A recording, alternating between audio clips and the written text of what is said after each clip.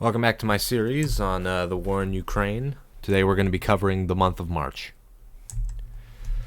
Alright, so March 1st. Despite high attrition, Russia's northern offensive to encircle Kyiv continues. Mariupol is encircled, and Russian forces enter Kherson for the second time after they were kicked back in February, hoping to advance further to Odessa and capture Mykolaiv. Russia remains stuck at Kharkiv. They're not able to break through. Ukraine has this strategy of abandoning rural areas, sacrificing land, and concentrating its army around cities and settlements so that it's easier to defend, and that so far has been working. Western companies such as Apple and Nike begin their mass exodus from Russia. This provides some of the most immediate effects for your everyday Russian. So if you see videos about what are the sanctions doing at the beginning of the war, normally it will show in explicit detail the exodus of Western companies. The Ukrainian refugees continue to stream into neighboring countries, particularly Poland, and Russia continues to strike civilian targets such as power infrastructure with cruise missiles, such as a TV tower and, very notoriously, the Babyn Yar Holocaust Memorial. Russia continues to advance around Kyiv on March 2 from the east and west after an operational pause, moving around Chernihiv. So here you see that Russia has advanced pretty close to the city and looks to be nearly encircling the city from two fronts. This is where people get really worried about Kyiv falling. But, you know, you're watching this from the future. Didn't happen. Russian forces secure Kherson and begin to search for any remaining defenders. This is the last time that Kherson changes hands, hopefully, for a very long time, at least for the Russians.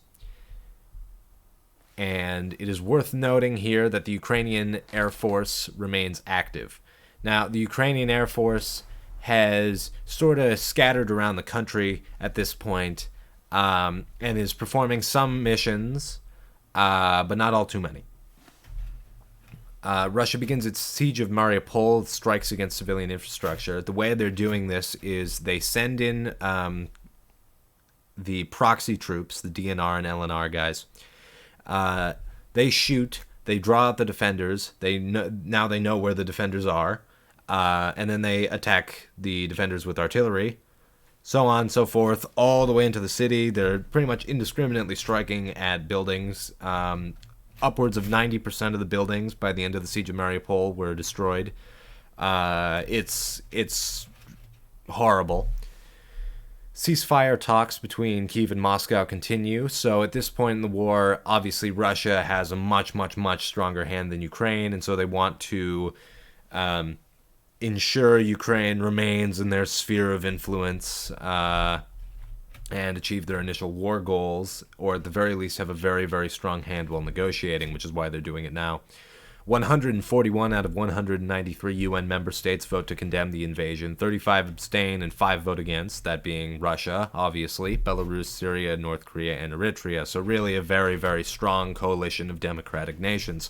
You have Belarus, basically a Russian puppet. Not basically, it is. Syria, very, very strong ally of Russia. North Korea, not much needs to be said here. And Eritrea, which has often been called the North Korea of Africa. Fake reports of crimes committed by Poles against Ukrainian refugees circulate. This is kind of interesting. Russia wanted to, I believe, disincentivize refugees from traveling elsewhere. They wanted them to stay in Ukraine. So what they did was they circulated rumors about Poles attacking any sort of Ukrainian refugee that came in their area. Hate crimes and whatnot. And it turned out not to be true. And Ukraine is alerted to an assassination plot against Zelensky. I believe there were 3 Chechen hit squads that they were tracking that were going for Zelensky. So this is, once again, a very dangerous time for all Ukrainian leadership. All right, March 3rd. Russia begins mobilizing troops from the Far East and Donbass, which signals manpower issues. They really weren't expecting this level of attrition. Russian troops begin trying to encircle Kharkiv. It doesn't work. Ukrainian forces halt Russian advances near Sumy, up here. You can see it labeled. And the Russians are unable to advance towards Zaporizhia. Now, Zaporizhia is the capital of Zaporizhia Oblast, so just keep that in mind, and we'll come back to that later. And by later, I mean in a couple of months when Russia decides to annex these oblasts. Putin makes a speech claiming operations in Ukraine are going to plan. He's lying.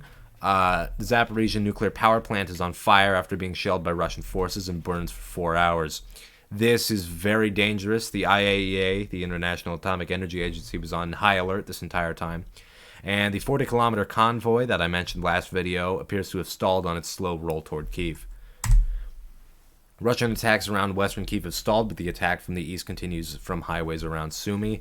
They pretty much decided to bypass Chernihiv and Sumy and instead go straight for the capital. But what this allowed the Ukrainians to do was control the land around it and send sabotage teams to go and destroy their logistics, destroy their tanks, destroy their artillery pieces behind the front line. So this turned out not to be the greatest idea. They really wanted a quick blitz. They wanted this to be over as quickly as possible, and that apparently did not work. Russia continues to use large concentrations of forces to siege Mariupol. This ends up lasting months, and so you have a lot of units tied down there where they could have been attacking somewhere else if they weren't so dead set on this land corridor from mainland Russia to Crimea.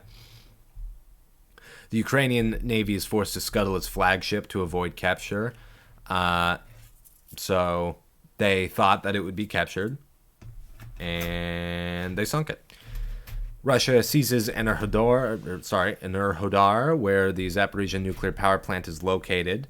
This is where you see a lot of reporting later in the war, as the battlefield sort of slows. NATO announces it will not impose a no-fly zone. Ukraine, this entire time, has been sort of begging for a no-fly zone over Ukraine. It was debated pretty hotly, and NATO decided, no, that's dangerous. It could bring us into a war with Russia. 1.2 million Ukrainians become refugees, a number that will octuple in the coming months. Sanctions continue to pour in from Western countries. The sanctions, the key ones that you want to pay attention to are the ones restricting exports of certain technologies to Russia. Technologies such as certain chips that would allow Russia to manufacture more cruise missiles, more tanks, or at least advanced tanks. So this causes serious supply issues in the Russian military because they literally cannot produce the needed things. So attrition becomes a desperate matter. March 5th, bit of a slow news day. The Russian offensive around Kyiv and the front line in general makes little progress. Visa and MasterCard suspend operations in Russia. Visa and MasterCard withdrawing from Russia actually becomes a large problem for Russians fleeing Russia, as they can't pay with for anything in rubles, and their credit cards no longer work. Rallies around the world in support of Ukraine continue. Once again, the Russians remain stalled, amassing more troops around Kharkiv. They really want to seize Kharkiv and continue. Russian troops are repelled around Mykolaiv. This is the farthest they will advance, at least around Mykolaiv. And countries such as South Korea and New Zealand begin to implement sanctions on Russia. So you can tell it's pretty much the collective West that is implementing whatever they can to destroy Russian industry.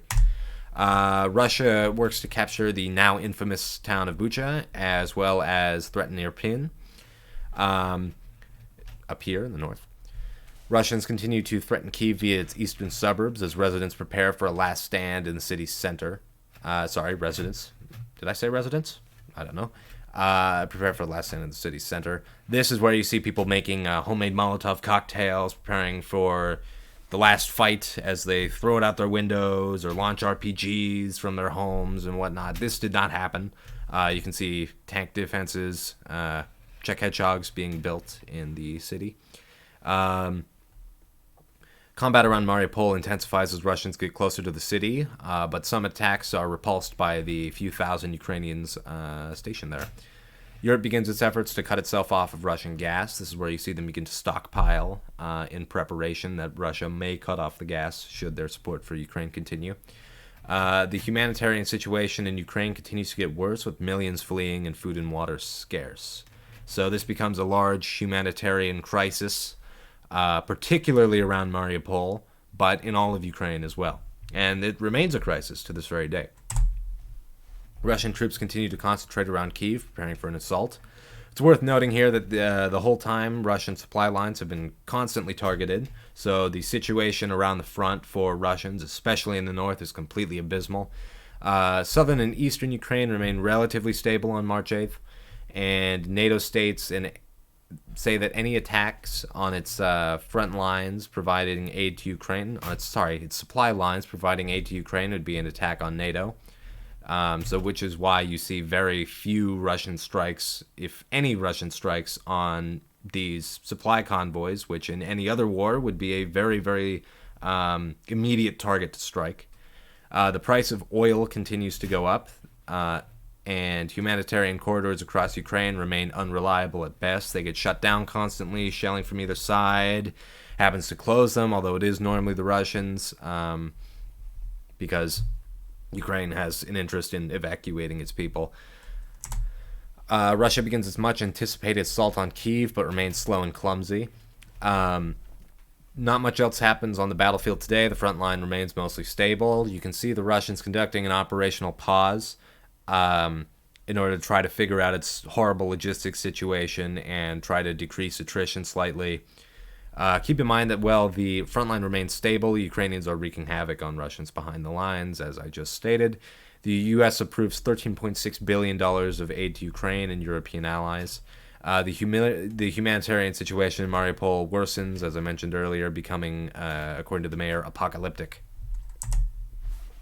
Following March 9th's failed attack on Kyiv, the Russian army does not renew offensive operations. So, again, operational pause. The Russian manpower shortages begin to cause major issues. Most obviously, their inability to launch a successful offensive on Kyiv. They just don't have the men to do it. Kharkiv has been bombarded nonstop, yet there are no offensives taking place on the city itself. Essentially, they're just hoping that if you shell it enough, all the defenders will eventually die or flee, and they can just drive in uncontested. That's not what happens. A drive toward Mykolaiv continues, but it is, still halted. You can see that they made a bit of a penetration around here, but this does not last all too long as the front line eventually stabilizes. The previously mentioned 40-kilometer long convoy dissipates. The way that this happened was a bunch of guys with quadcopters and octocopters, I would assume it's called. They flew in, dropped anti-tank grenades on the front and the back of the convoy, and then flew off. And then they did it again and again and again and again until eventually being in that convoy was far too dangerous and the Russians had to retreat. A stalemate continues across the front line. Ukrainian SOF and TDF, who were these guys. These are the Territorial Defense Forces, a bit of a ragtag group of guys who just wanted to defend their country. Here's an RPG, go shoot at a tank, pretty much. Russian manpower issues continue to worsen due to high attrition around the Kyiv front.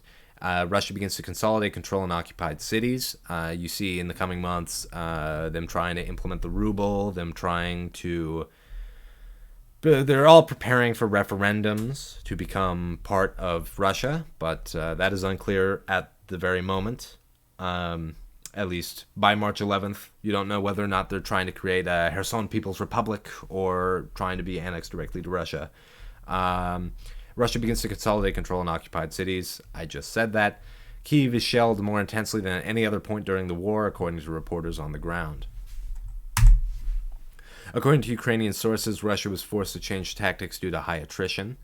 So they can no longer do a thunder run toward Kyiv. Instead, it's more of a slow thunder jog, maybe.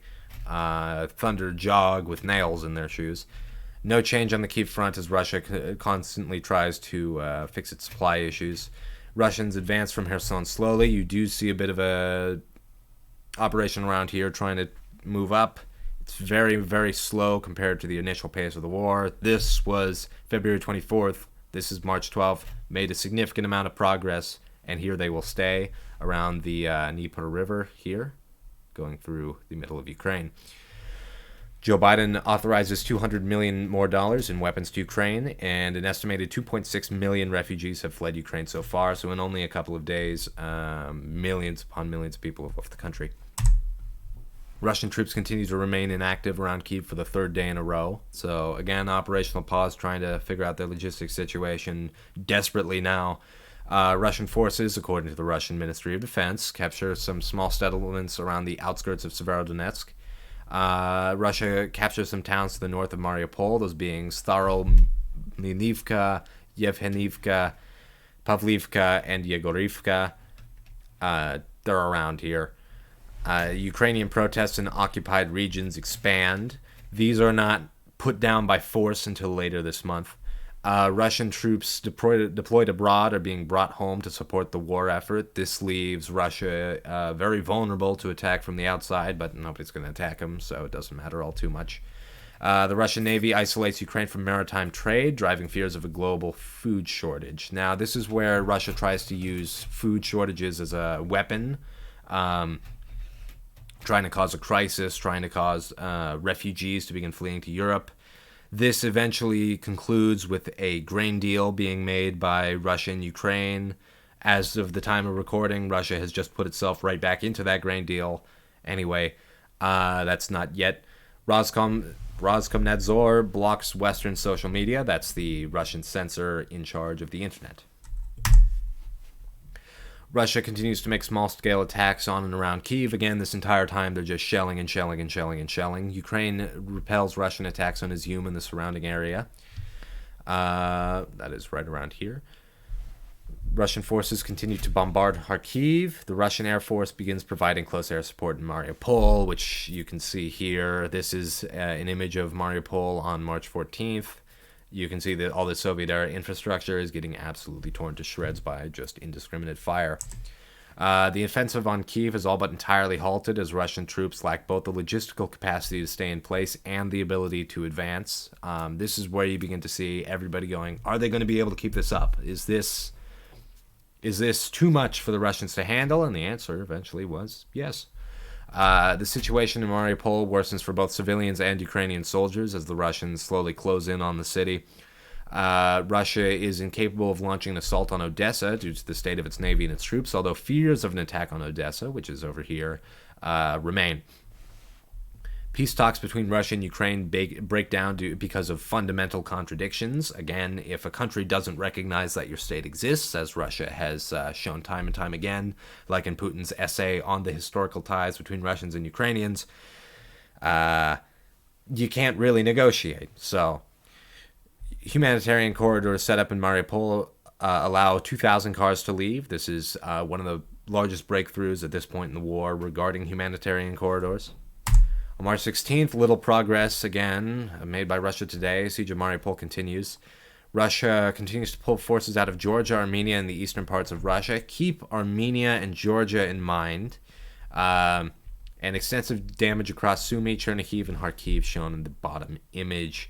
You can see fires burning. You can see indiscriminate fire across here, especially on the roads. You can see burnt grain all over the place and burnt grass. It's not good. March 17th, once again, Russia makes few advances using indiscriminate attacks to inch forward in Mariupol. Here's another image of Mariupol. Ukrainians carry out some localized counterattacks, inflicting heavy casualties on Russians in the Kyiv and Kharkiv regions. Keep those counterattacks in mind. They become very, very, very important for Russia's ability to advance at all. Russia consolidates its position around Kherson. They begin preparing for more of a defense than anything.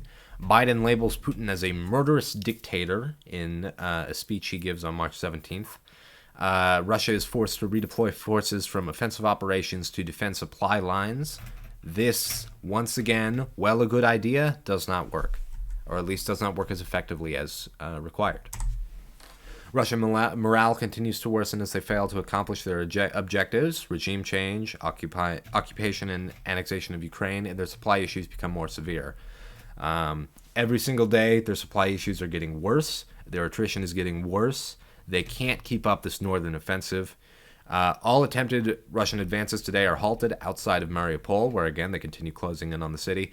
A Ukrainian counterattack around Mykolaiv drove Russian forces back about 10 kilometers. So you can see here, this tiny little bit of blue. You can't really see it, but if you squint. Biden warns Xi of consequences should China aid Russia in their invasion and phone call. And this rhetoric is probably what has kept China from significantly aiding Russia in their invasion of Ukraine. The Institute for the Study of War assesses the initial Russian campaign has culminated with failure on all fronts. Kyiv, Kharkiv, and Odessa, the maximalist goals. They wanted a land route to the separatist region of Moldova, Transnistria, and both sides begin preparing for a long war of attrition, not a blitz. So Russia begins pulling the artillery out of deep storage. They begin trying to settle in for a long siege. Russian manpower issues still lack resolution, getting worse by the day. I think right around here, if they were to mobilize, it would significantly help later in the war, but they don't, fearing political consequences. Russian forces prepare to advance toward Kryvyi Rih in the south of Ukraine. That is around here. Russian deportations of Ukrainians to Russia continues. This is a war crime. Zelensky calls for peace talks to occur. He's saying he is ready for Ukraine to adapt a neutral stance. This is not acceptable to Russia, as again they don't want Ukraine to be neutral. They want Ukraine to be in their sphere of influence. More humanitarian corridors from Mariupol agreed on. Russians stop advancing altogether around Kyiv, setting up defensive positions to shell the city from. At this point, they've given up on the encirclement. Russian cruise missile stockpiles are now heavily depleted since beginning the war, and they're now reliant on less accurate, older equipment. So they may be firing at a military target and instead hit a apartment building 3 or 4 blocks down, just because these are Soviet-era systems meant for nukes in some cases. Ukrainian General Staff reports that the Kremlin is preparing for a long war, as I mentioned earlier, and the Russian Ministry of Defense sets deadline for defenders of Mariupol to surrender and immediately gets rejected, like within the hour. A large ammonia leak at a chemical plant in Sumy occurs. This was just a little bit concerning. March 21st, Russian conscription age cap raised from 55 to 65. You can really see that they're dealing with some serious manpower issues here. Russian authorities aggressively recruit 18-year-old students, which is not good for your economy, but nonetheless, it's wartime. You do what you got to do. Lack of foreign-made components due to sanctions cripples Russia's capacity to replace destroyed equipment, so they have to start bringing stuff out of deep storage. Intense shelling of Kyiv, Kharkiv, and Mariupol continues. Here you can see some of the destruction in Mariupol. Bombed out, bombed out, bombed out, bombed out, bombed out, bombed out, bombed out, and so on and so forth. This one got bombed out too. Russians fire on protesters in Kherson, continue looting occupied cities and towns for supplies. So their supply situation is so bad that they have to resort to looting for their food, their water, their clothing, and whatnot. And Russia succeeds in gaining a land corridor with Crimea, which reduces their dependence on the Kerch Bridge. This becomes very important later in the war when the Kerch Bridge becomes, a submarine or an artificial reef. Unable to make significant gains, Russia resorts to shelling cities. Again, sort of this hope that the defenders will either leave the city or be killed in the shelling. But it doesn't really work unless you have fantastic intelligence and spotting capabilities, which the Russians do not. Small Ukrainian counterattacks continue around Kyiv. The Russians increasingly rely on unsecure comms due to supply shortages. I actually, at the beginning of this war, I went to a website that allowed you to tap into any sort of shortwave radio frequency communications, and I managed to hear the Russians talking to each other from a website in the United States. So that tells you how bad their their comms are. Russians enter Mariupol, begin large-scale attacks on Izium, once again, around here. Protests in Kherson and other occupied areas of... not Izium. Izium's around here. Protests in Kherson and other occupied areas of Ukraine no longer tolerated and are brutally repressed. At the beginning, they didn't really know what to do. Again, the whole "we will be greeted as liberators" and other hilarious jokes you can tell yourself. But now they realize, okay, that's not going to happen, and they start firing live ammunition, flashbangs, tear gas. They bring in Rosgvardia. They bring in their security services. They bring in the FSB. They really want to get this situation under control. The first bits of blue around Kyiv appear as successful counterattacks occur around Bucha, Irpin, and Hostomel. Hostomel was the site of the initial VDV assault on Kyiv, where they tried to secure the airbase, but then had no ground support for their paratroopers and were killed. The siege of Mariupol remains slow and destructive. Satellite images show Russians digging in across the front line, preparing for a very long, protracted conflict, particularly around the Kyiv region. Russians make small gains in Luhansk and Donetsk oblasts in the east, in Mariupol in the south. Western aid continues to flow into Ukraine at unprecedented rates, and Russia begins to demand payment in rubles for gas, trying to leverage their near monopoly in some European countries on gas supplies, hoping they can freeze Europe. Russia conducts few attacks across the country and makes some progress around Mariupol, entering the center of the city. Ukrainian counterattacks continue. Threat of encirclement of Kyiv becomes significantly less plausible, if not impossible, at this point. Ukraine strikes Russian ships docked in Berdyansk. The Russians had made some propaganda pieces showing the ships docked in the occupied port. I think it was RT. They had a bunch of guys saying, "Hey, we got these ships in this port." And the Ukrainians went, "You do now." And this happened. So their OPSEC is, operational security is, well, it leaves a lot to be desired, let's say that. Russia advances in Rubizhne and Popasna in the east. The war reaches its 30th day without Russian air superiority, without Kyiv, without resolved manpower supply issues, without Kharkiv, without Odessa. So you can tell it's going really, really well for them. And the UN votes to call on Russia to end the war, 144, 5 against with 38 abstentions, pretty much the same vote as earlier. Russian General Staff claims its original goals were to secure the Donbass region, but look at the map. What's this? What's this? You sure about that? Another Ukrainian counterattack around Kyiv retakes some small towns to the east of the city. Oh, I should probably mention that the Donbass region is the Luhansk and Donetsk oblasts entirely. Few Russian advances today.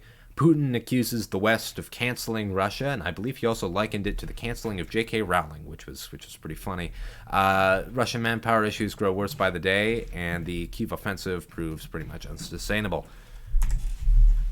Russians attempt to cut Mariupol in half, isolating defenders by moving through the center of the city. The Ukrainian counterattacks occur in and around Kyiv and Kharkiv. Russian security around Kherson increases because of protests and partisan activity. Keep your eye on the partisan activity. Russia has not yet given up attempts to encircle Kyiv, despite the large cost in doing so, which is astounding. Biden delivers a speech in Poland calling Putin a butcher and promises more U.S. support to Ukraine. So very little happened today as Russian combat power in northeastern Ukraine continues to suffer. Russian manpower, logistics, and morale continue to degrade, particularly around Kyiv. Again, the northern offensive is a disaster. The Ukrainian military intelligence chief warns Russia is planning to split Ukraine in two, similar to North and South Korea. I believe the plan was around the Dnipro River here.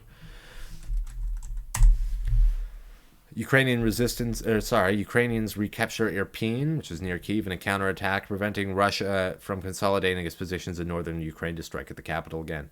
Russia begins recruiting from prisons. This is the first instance of this, attempting to convince the convicted to join BARS, which is the Russian equivalent to the American National Guard.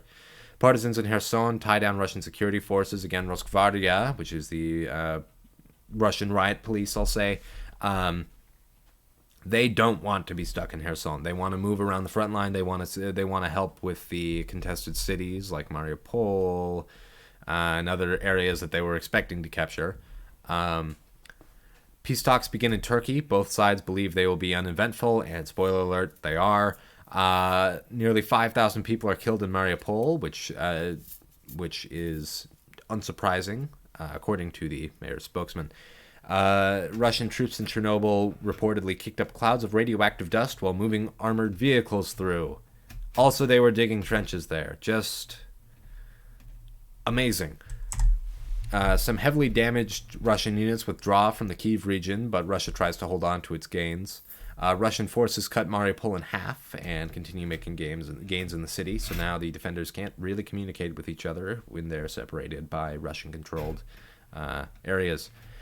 The Russians have essentially given up on encircling Kyiv. They're just trying to hold as much territory as possible, and that does not work. Peace talks continue without breakthroughs. Neither side is willing to concede, because one side is, you need to stop existing, and the other side is, I want to exist, so you're not going to get too far. Russia continues withdrawing forces from the Kyiv region.